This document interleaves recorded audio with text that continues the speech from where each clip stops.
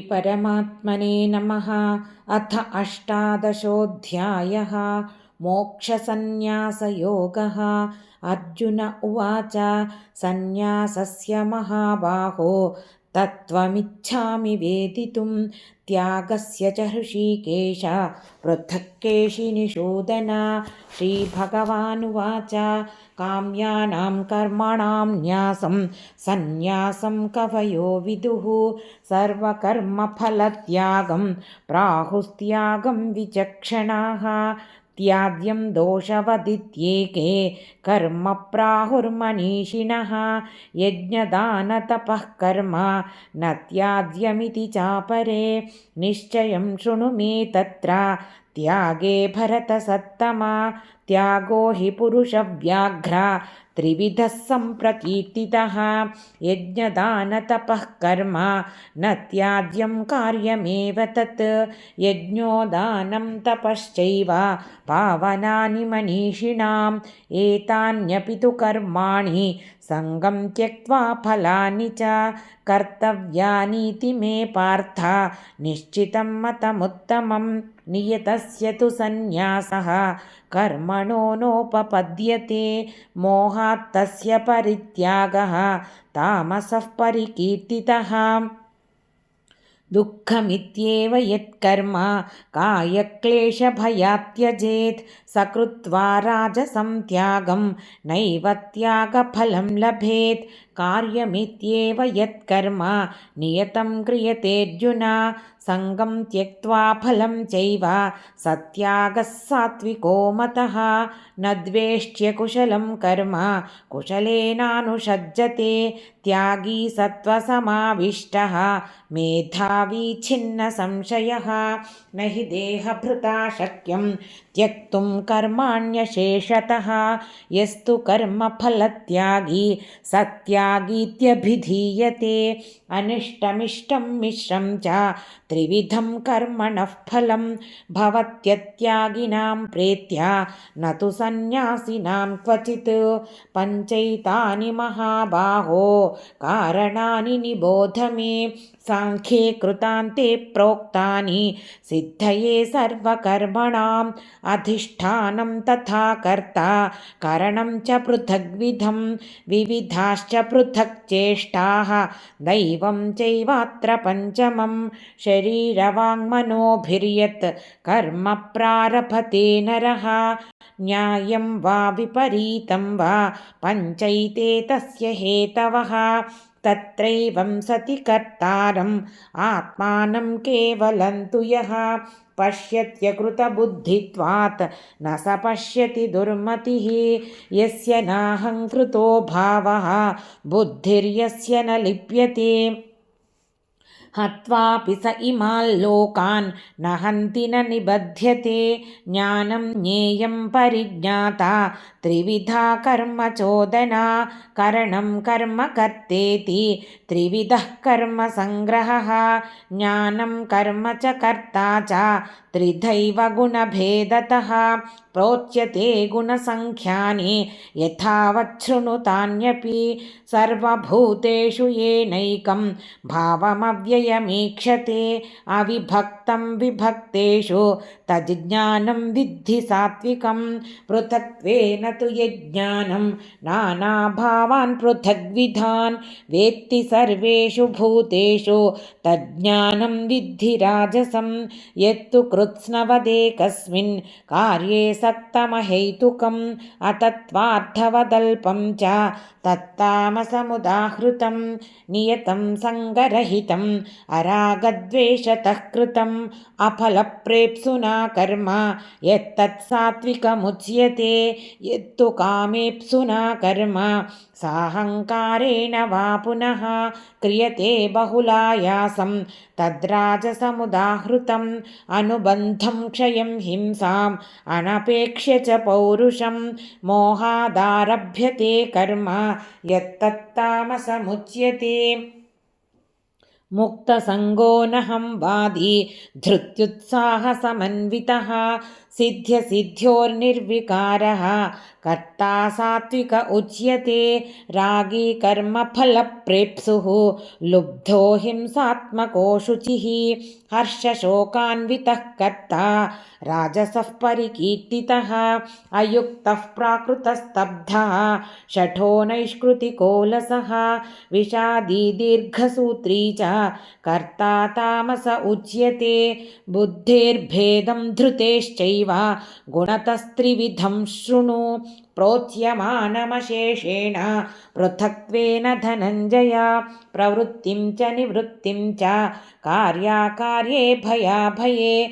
बन्धं मोक्षं च या वेत्ति बुद्धिः सा पार्थ सात्विकी। यया धर्ममधर्मं च कार्यं च कार्यमेव च अयथावत् प्रजानाति बुद्धिः सा पार्थ राजसी। अधर्मं धर्ममिति या मन्यते तमसावृता सर्वार्थान् विपरीतांश्च बुद्धिः सा पार्थ तामसी। धृत्या यया धारयते मनः प्राणेन्द्रियक्रियाः योगेनाव्यभिचारिण्या धृतिः सा पार्थ सात्विकी। यया तु धर्मकामार्थान् धृत्या धारयतेऽर्जुन प्रसङ्गेन फलाकाङ्क्षी धृतिः सा पार्थ राजसी। यया स्वप्नं भयं शोकं विषादं मदमेव च न विमुञ्चति दुर्मेधाः धृतिः सा तामसी मता। सुखं त्विदानीं त्रिविधं शृणु मे भरतर्षभा। अभ्यासाद्रमते यत्र दुःखान्तं च निगच्छति। यत्तदग्रे विषमिव परिणामे मृतोपमं तत्सुखं सात्विकं प्रोक्तम् आत्मबुद्धिप्रसादजम्। विषयेन्द्रियसंयोगात् यत्तदग्रे मृतोपमं परिणामे विषमिव तत्सुखं राजसंस्मृतं। यदग्रे चानुबन्धे च सुखं मोहनमात्मनः निद्रालस्य प्रमादोत्थं तत्तामसमुदाहृतं। न तदस्ति पृथिव्यां वा दिवि देवेषु वा पुनः सत्वं प्रकृतिजैर्मुक्तं यदेभिः स्यात्त्रिभिर्गुणैः। ब्राह्मणक्षत्रियविशां शूद्राणां च परन्तप कर्माणि प्रविभक्तानि स्वभावप्रभवैर्गुणैः। शमोदमस्तपः शौचं क्षान्तिरार्जवमेव च ज्ञानं विज्ञानमास्तिक्यं ब्रह्मकर्म स्वभावजं। शौर्यं तेजो धृतिर्दाक्ष्यं युद्धे चाप्यपलायनं दानमीश्वरभावश्च क्षात्रं कर्म स्वभावजं। कृषिगौरक्ष्यवाणिज्यं वैश्यकर्म स्वभावजं। परिचर्यात्मकं कर्म शूद्रस्यापि स्वभावजं। स्वे स्वे कर्मण्यभिरतः संसिद्धिं लभते नरः स्वकर्मनिरतः सिद्धिं यथा विन्दति तच्छृणु। यतः प्रवृत्तिर्भूतानां येन सर्वमिदं ततं स्वकर्मणा तमभ्यर्च्य सिद्धिं विन्दति मानवः। श्रेयान् स्वधर्मो विगुणः परधर्मात् स्वनुष्ठितात् स्वभावनियतं कर्म कुर्वन्नाप्नोति किल्बिषं। सहजं कर्म कौन्तेय सदोषमपि न त्यजेत् सर्वारम्भा हि दोषेण धूमेनाग्निरिवावृताः। असक्तबुद्धिः सर्वत्र जितात्मा विगतस्पृहः नैष्कर्म्यसिद्धिं परमां सन्न्यासेनाधिगच्छति। सिद्धिं प्राप्तो यथा ब्रह्म तथाप्नोति निबोध मे। समासेनैव कौन्तेय निष्ठा ज्ञानस्य या परा बुद्ध्या विशुद्धया युक्तः धृत्यात्मानं नियम्य च। शब्दादीन् विषयान् त्यक्त्वा रागद्वेषौ व्युदस्य च विविक्तसेवी लघ्वाशी यतवाक्कामविवर्जितः निधाय मानसः ध्यानयोगपरो नित्यं वैराग्यं समुपाश्रितः अहङ्कारं बलं दर्पं कामं क्रोधं परिग्रहं विमुच्य निर्ममः शान्तः ब्रह्मभूयाय कल्पते ब्रह्मभूतः प्रसन्नात्मा न शोचति न काङ्क्षति समः सर्वेषु भूतेषु मद्भक्तिं लभते परां भक्त्या मामभिजानाति यावान्यश्चास्मि तत्त्वतः ततो मां तत्त्वतो ज्ञात्वा विशते तदनन्तरं सर्वकर्माण्यपि सदा कुर्वाणो मद्व्यपाश्रयः मत्प्रसादादवाप्नोति शाश्वतं पदमव्ययं चेतसा सर्वकर्माणि मयि सन्न्यस्य मत्परः बुद्धियोगमुपाश्रित्य मच्चित्तः सततं भव मच्चित्तः सर्वदुर्गाणि मत्प्रसादात् तरिष्यसि अथ चेत्त्वमहङ्कारात् न श्रोष्यसि विनङ्क्ष्यसि यदहङ्कारमाश्रित्य न योत्स्य इति मन्यसे मिथ्यैष व्यवसायस्ते प्रकृतिस्त्वां नियोक्ष्यति स्वभावजेन कौन्तेय निबद्धस्वेन कर्मणा कर्तुं नेच्छसि यन्मोहात् करिष्यस्य वशोऽपि तत् ईश्वरः सर्वभूतानां हृद्देशेऽर्जुन तिष्ठति भ्रामयन् सर्वभूतानि यन्त्रारूढानि मायया तमेव शरणं गच्छ सर्वभावेन भारत तत्प्रसादात् परां शान्तिं स्थानं प्राप्स्यसि शाश्वतम्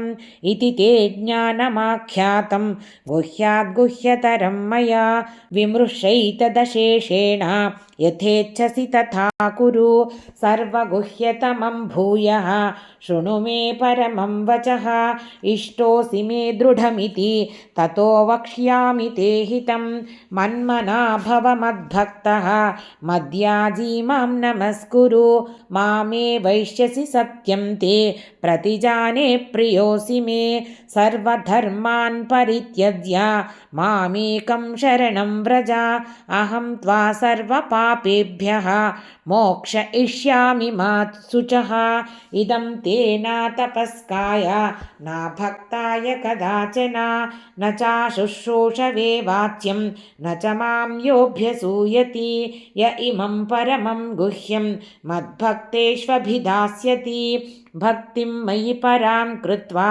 मामे वैशत्य संशयः न च तस्मान्मनुष्येषु कश्चिन्मे प्रियकृत्तमः भविता न च मे तस्मात् अन्यः प्रियतरो भुवि अध्येष्यते च य इमं धर्म्यं संवादमावयोः ज्ञानयज्ञेन तेनाहम् इष्टस्यामिति मे मतिः श्रद्धावाननसूयश्च शृणुयादपि यो नरः सोऽपि मुक्तः शुभाल्लोकान् प्राप्नुयात् पुण्यकर्मणां कच्चिदेतच्छ्रुतं पार्थ त्वयैकाग्रेण चेतसा कच्चिदज्ञानसम्मोहः प्रणष्टस्ते धनञ्जय अर्जुन उवाच नष्टो मोहस्मृतिर्लब्धा त्वत्प्रसादान्मयाच्युत स्थितोऽस्मि गतसन्देहः करिष्ये वचनं तव सञ्जय उवाच इत्यहं वासुदेवस्य पार्थस्य च महात्मनः संवादमिममश्रौषम् अद्भुतं रोमहर्षणं व्यासप्रसादाच्छ्रुतवान् इमं गुह्यतमं परं योगं योगेश्वरात् कृष्णात् साक्षात् कथयत स्वयं राजन् संस्मृत्य संवादमिममद्भुतं केशवार्जुनयोः पुण्यं हृष्यामि च मुहुर्मुहुः तच्च संस्मृत्य रूपमत्यद्भुतं हरेः विस्मयो मे महान् राजन् हृष्यामि च पुनः पुनः यत्र योगेश्वरः कृष्णः यत्र पार्थो धनुर्धरः तत्र श्रीर्विजयो भूतिः ध्रुवानीतिर्मतिर्मम यत्र योगेश्वरः कृष्णः यत्र पार्थो धनुर्धरः तत्र श्रीर्विजयो